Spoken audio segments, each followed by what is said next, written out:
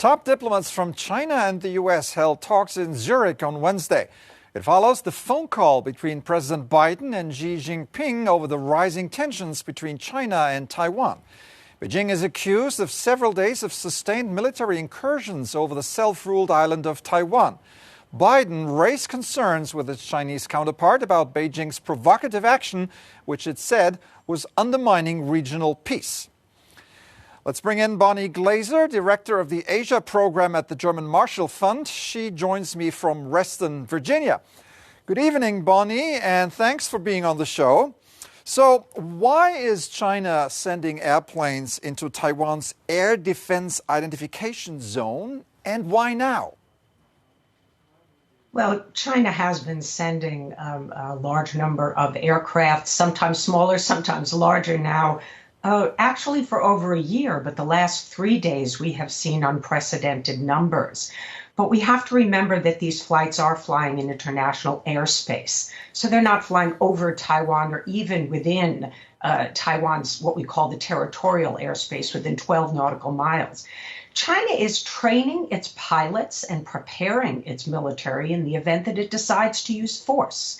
It is also signaling dissatisfaction regarding the policies of President Tsai Ing-wen's policies in Taiwan. It is warning the United States and Taiwan not to cross Beijing's red lines. And in addition to that, it is testing Taiwan's Air Force, stressing that Air Force and making them invest more in maintenance on their aircraft. And then finally, they're stoking nationalism. After all, we are in the one-year run-up to the 20th Party Congress in Beijing, where Xi Jinping will most likely get his third term in power in China. And stoking nationalism and showing that the Chinese military is determined to protect Chinese sovereignty is very popular domestically in China. And how has Taiwan been reacting to Beijing's recent military activity? Well, Taiwan's defense minister has stated that this is the highest level of tensions between the two sides of the strait in 40 years. I think he is right.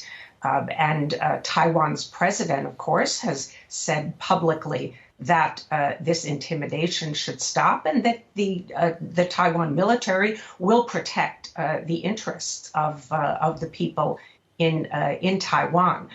She is not, in my view, doing anything in particular that is provocative. Her position is that she wants to preserve the status quo in the Taiwan Strait.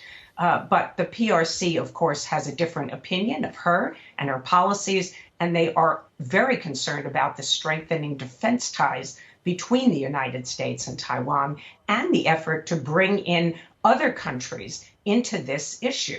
As you may know, there have been agreements signed, including the G7 when President Biden visited Europe and the US-EU agreement that expressed concern about the situation in Taiwan and said that that peace and stability should be preserved in the Taiwan Strait.